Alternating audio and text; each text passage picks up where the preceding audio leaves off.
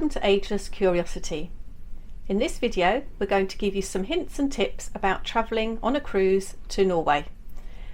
This is actually a P and O Iona cruise, so at the end we'll give you a little bit of more detail about things specifically for Iona to do with Norway.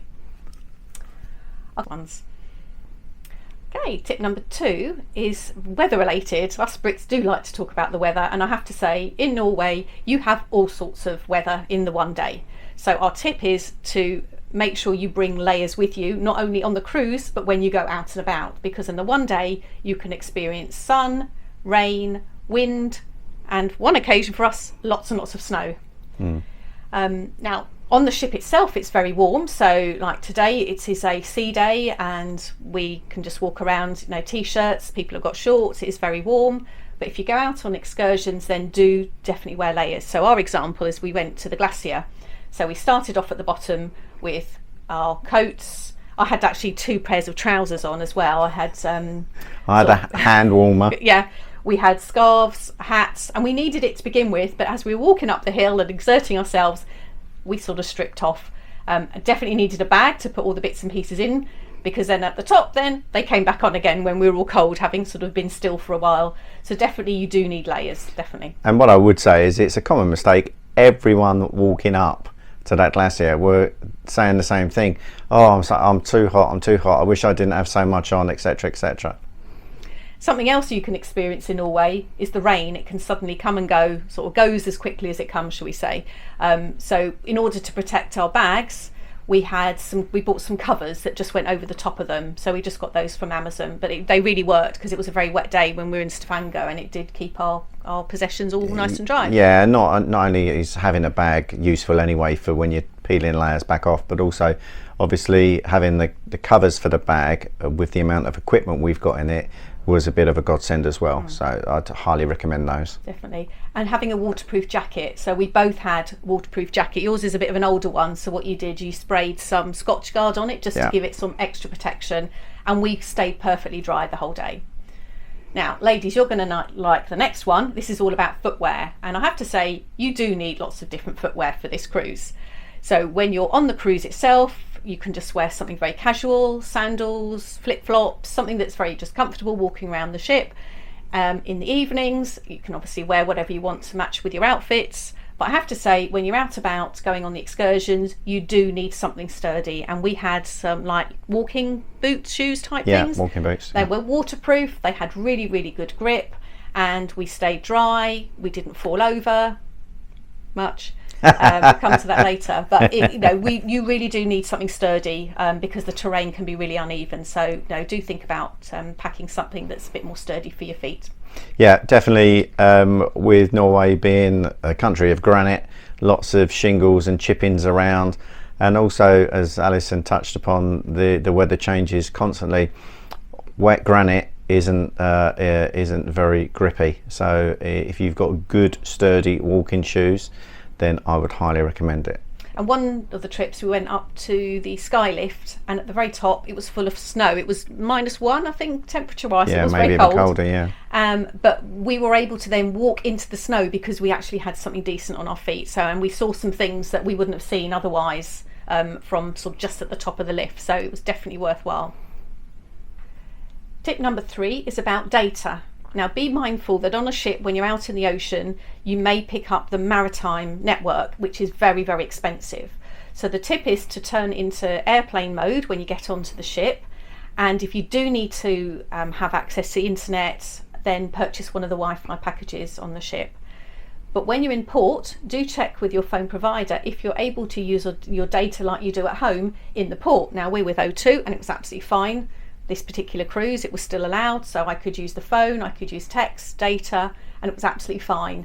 But do then remember to put back into airplane mode when you get back on board. Yeah, the last thing you want to do is get caught out waking up the following morning having downloaded, or your equipment downloaded various emails and images and text messages, only to be hit by a whopping great big bill as well, because you're not actually on your roaming data, you're actually on the maritime data because you've not put it back into airplane mode. So it could be a very expensive mistake if you don't get into the habit of automatically whacking the airplane mode on. Now tip number 4 is related to your phone, and that's around the time change. So Norway is 1 hour ahead, and on our first night we were asked to put our clocks forward. So obviously we didn't have data on, so we had to manually add the time onto our phones. But then when we got in the port the next day, our phones updated, obviously turning the data on, and it actually added another hour. So be mindful that you're checking that you do have the right time. So the same is going to happen tonight. We gain an extra hour because the clocks are going to go back an hour. So we need to make sure, because it's disembarkation time, so we want to make sure we're getting off at the right time.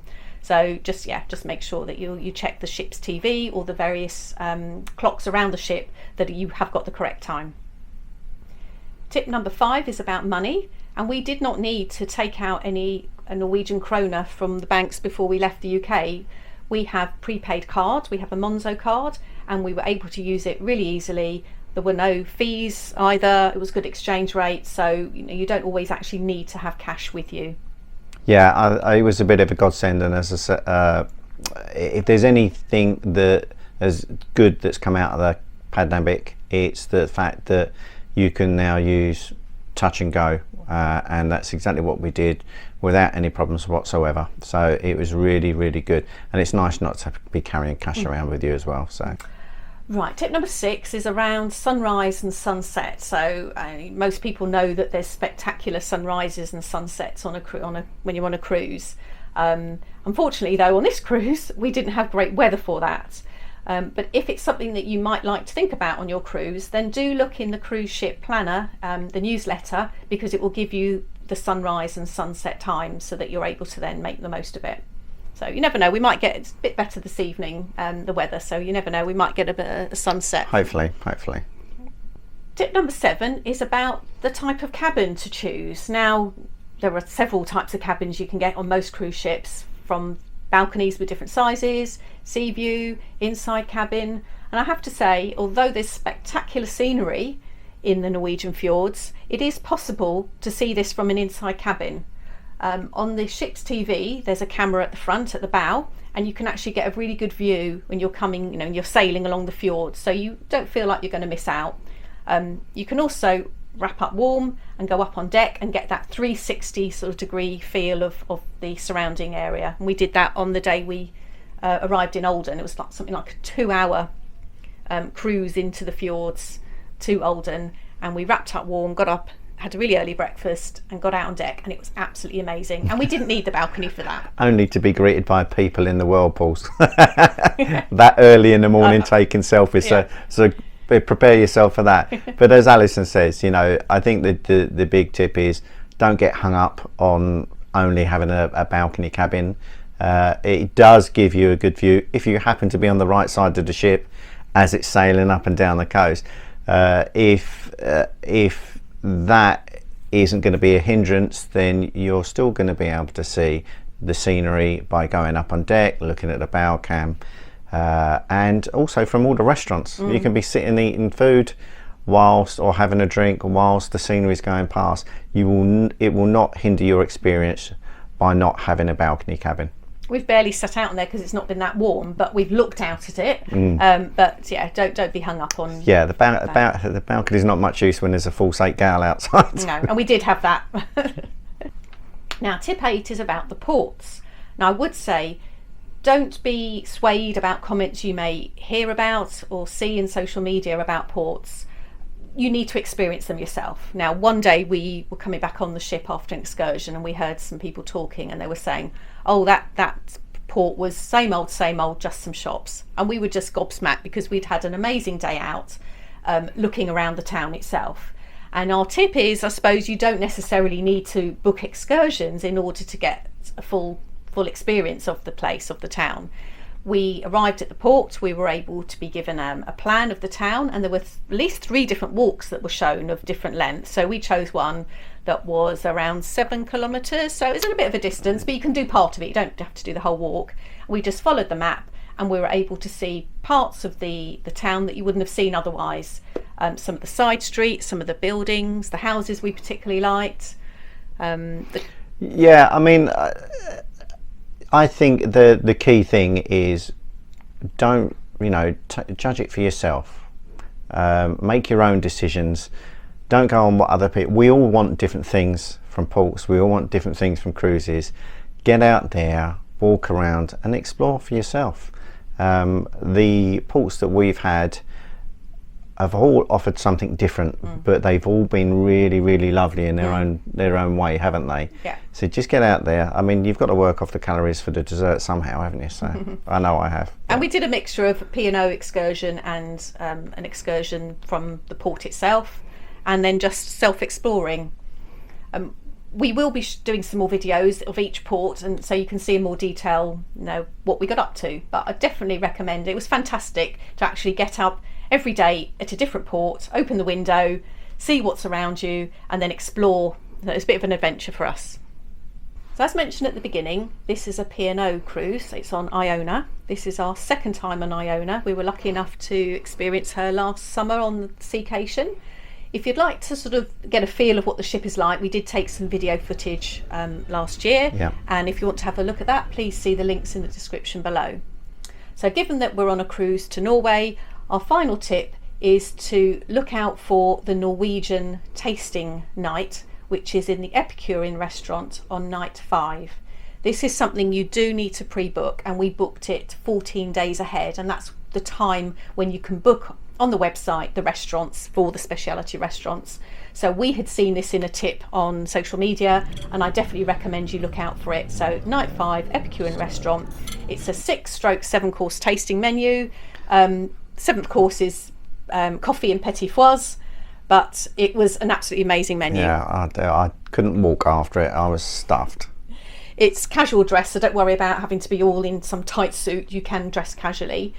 There's a meat/fish version, and there's a vegetarian version that I had. But the service in the Epicurean, if anybody's been there before, is absolutely amazing. And we had a fantastic view as we were leaving that was when we were leaving Aalesund port. So we had good views as we were leaving as well, of sort of the ocean and the sort of the surrounding countryside and the hills and the snow in the background. But I would highly recommend it if you're able to do it. Okay, so that's our tips and hints about being on this this cruise. This is day 6 for us, so this is a sea day. So we shall be getting ready to pack shortly. Boo. But do check out some forthcoming videos. We've taken lots and lots of footage over this last 7 days, and we'll be putting up some videos of our experiences and things we've seen and done. So if you'd like to, please subscribe to our channel, and you won't miss any future episodes. So thank you for watching Ada's Curiosity.